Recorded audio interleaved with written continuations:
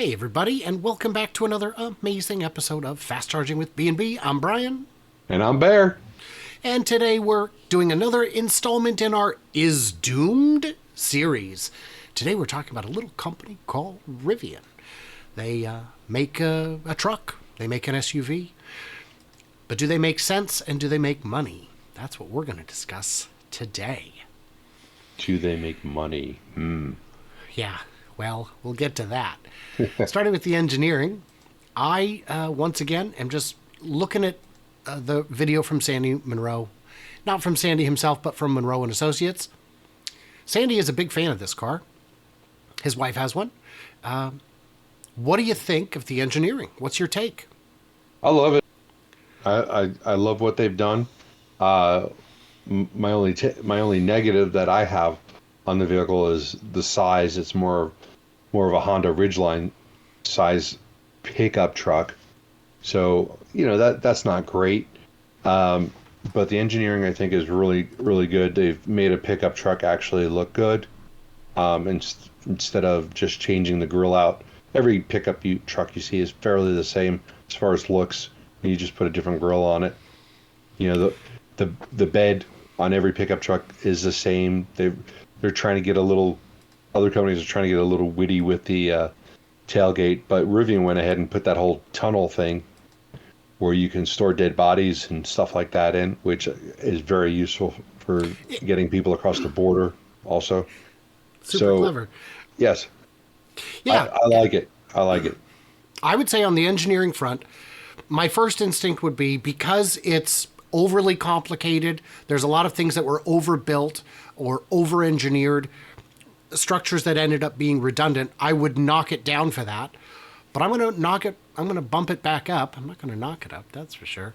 I'm going to bump it back up because of things like the tunnel, because of things that they've done differently that others just, for some reason, never came around to do. So I would say for engineering, I'm going to give it a 7. I like your 7, but I'm going to raise you 1. I'm going to go with 8. I mean, there are some fallbacks. Their tonneau cover had some issues, but they got it worked out. Did they? Oh, I didn't know that they had. No, I think they just don't offer it now. Oh, well, they didn't get it worked out. But you know what? You live and you learn. Right. What do I know? And that's part of the overcomplicated bit of it. It's unfortunate, but live and learn. Yeah. We're going to call the tonneau cover was delayed.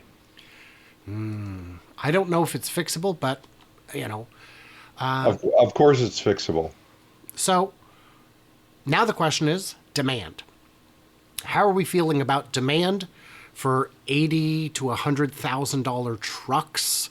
I mean, I guess we could call these, are they luxury trucks and SUVs? I think luxury might be a strong word. Premium might be more appropriate. Yeah, I would call them premium. I think the demand is actually going to be pretty good. They're doing good on their reservations. They're not losing them like other companies might be because they're taking so long to put them out.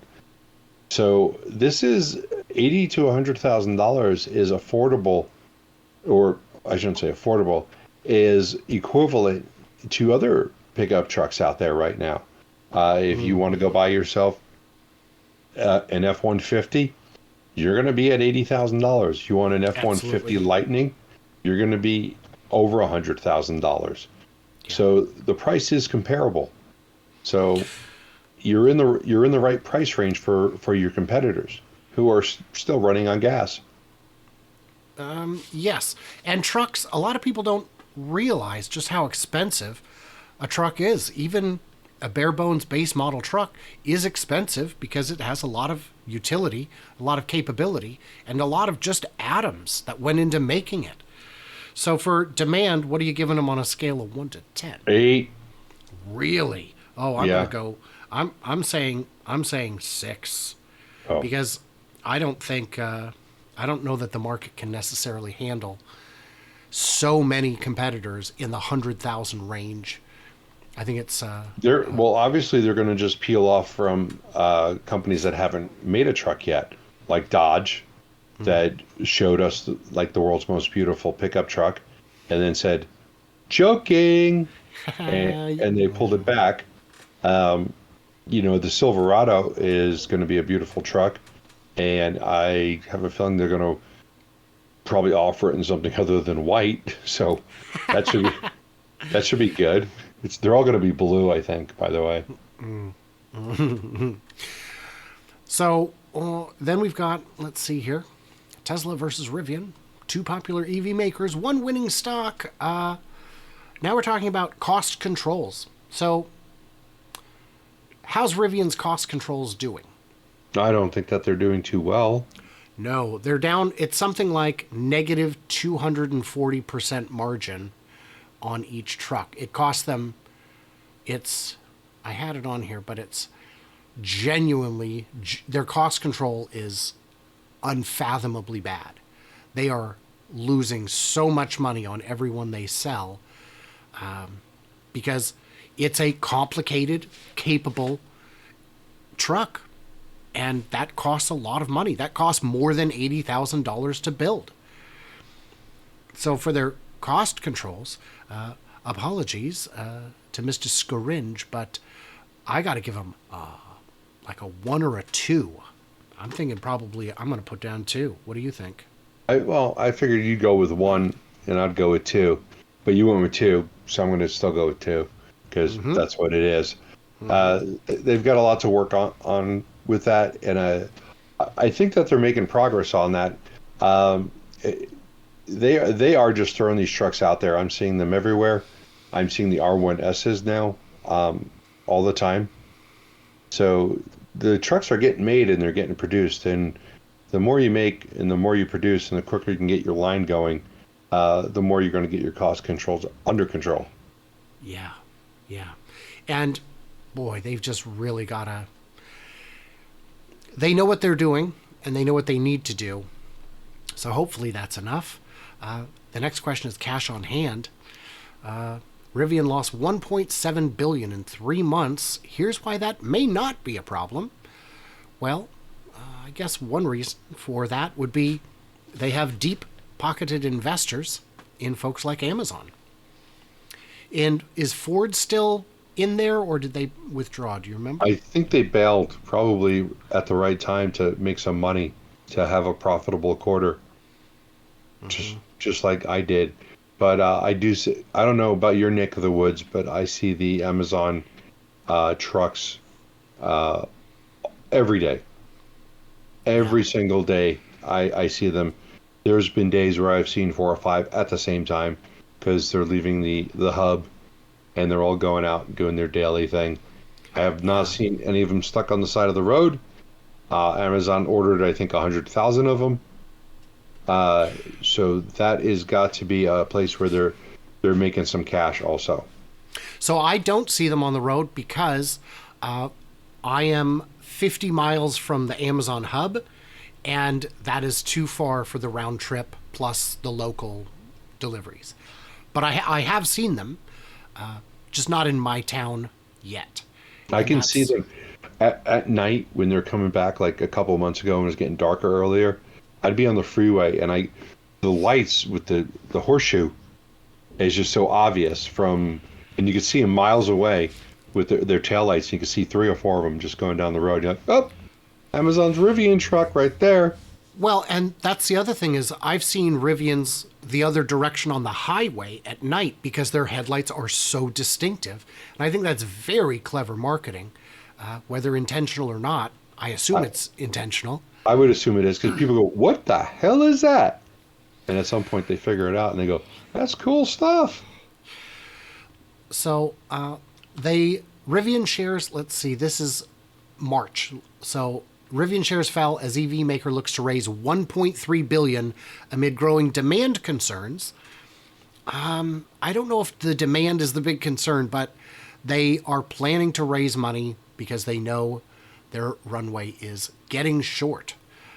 It isn't in an urgent cash crunch. They had $12 billion on hand at the end of 2022. And billion, isn't it like half of what Hyundai has? Yeah. So that is very good news. And the previous article was saying, here's why it may not be a problem that they're burning so much cash. All companies burn cash when they're growing like that. Tesla was burning 700 million a quarter when they were ramping the Model 3. They survived. If you've got 12 billion and you're looking to raise another safety billion, it's gonna give you some time. So cash on hand, score out of 10. What are you thinking? Those numbers are actually very good. So I'm going to give them a wholehearted 6 because they are burning through a lot. I'm going to go all the way to 7 because while they are burning a lot, I imagine a lot of it is R&D that you don't have to necessarily do twice. But, and again, it is years of roadmap while they're still getting profitable. And I think as more and more of these are out on the road, their ability to fundraise would improve. If they needed to raise more money 2-3 years from now, it'll be a completely different environment in which to do it, and a better one. So that's where I'm at on that. So then we've got their roadmap. So interestingly, back in 2019, they were planning 6 new models by 2025. I think they've discovered that the 3 they have is quite a full plate already. I don't know that they would necessarily look back at that and consider it very realistic. And then the next one, Rivian says it's on track with new entries. This is more recent, September. And they're just saying R1T, R1S, and then the R2 platform, which will switch to mainstream vehicles, including a smaller pickup and SUV, which means I think there's a big demand for, Datsun-sized pickups. Do you? I do. I do. I think people would buy them and enjoy them. But for smaller vehicles alone, there is definitely demand. That's a good segment. In here, in this article by, it's an archived article because of the paywall. There are 2 Datsun-sized pickups out there right now, right? Well, which ones are they? I would say the Ridgeline is one. No, I'd say it's still bigger. And it is a little bit bigger, but the other one is the Hyundai Santa Cruz. Oh, yeah, turd is a strong word, but a Datsun's bed is bigger than that. Yeah. But it's expensive for what it is also. Yeah. Well, and these would definitely be expensive. But getting into compact vehicles at all is a reasonable strategy, I think. I think their roadmap between some fundraising and some expansion into new models and going a lot heavier into delivery vans, I'm a fan of their roadmap. I'm going to give it a 6 or 7. I'm debating. What are you thinking? I'm going to go a little bit lower because I think that Tesla is starting a price war, or has already started a price war, and it very may well price Rivian out with some of these expensive vehicles. And it's interesting because when the Cybertruck was first announced at $39,000, we were all excited and thinking, wow, this would be great if it actually comes out at this price. Then it got to a point with prices going up. It's never going to come out at this price. We're all going to be paying more if we want this. I got a tri-motor at $69,000 on order. $69,000 right now in the car market seeming kind of cheap. But with the Tesla's price increases, it's like, oh, we're never going to get this. Now they're going back down. So they could be setting themselves up for the Cybertruck coming out at the price that they said. That would be breathtaking. Yeah. And there's a non-zero chance. Rivian's roadmap, what are you giving it? I'm going to give it a 5 because I think they need that $1 billion to pad their way through Tesla's price drops. Okay. The score may surprise you. They got a 57, putting them just 3 points out of first place on our list, Hyundai. Hyundai? I do think in my gut says Hyundai has a vastly higher chance of survival, but I really think Rivian is going to make it. I agree. I think that Rivian is going to make it, and I do think that they have a better chance, or Hyundai has a much better chance than Rivian, not just the few point difference that we came up with. But hey, we're just doing this like shooting from the hip. We're just making this up as we go, aren't we? That's right. We really are, and I think that much is apparent.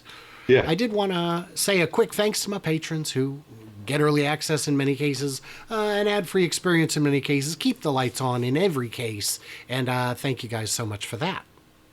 And special thanks to my Patreons and that guy JJ, who's not going to watch this episode because he's so irate over the last one. Fair. I think we were very fair in our previous episode, which was about Nicola. I think we were very fair. And yeah, if I wanted to be unfair, you'd know. So, all right. Again, we've got a few more of these coming up. If there's any companies that, do you guys like this series? Let us know so we can do more of them or not do them again. And, yeah. I like them. Yeah, I do too. Of course, you like them. I did all the legwork.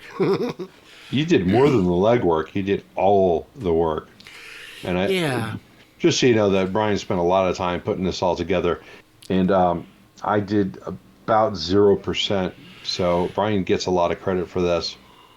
Yeah, so. I'm on the road. I am in, let's see, as of this episode, I am in, where am I? I guess I'm in Ireland at this point, on the road, taking two of my boys back to the motherland to have some fun and see some sights and hopefully meet some family. So that'll be great. And right. Yeah, we'll stay tuned for the next bunch and we'll see you then. A little teaser. It's going to be Ford. Is Ford doomed? We shall see. All right. Bye, everyone.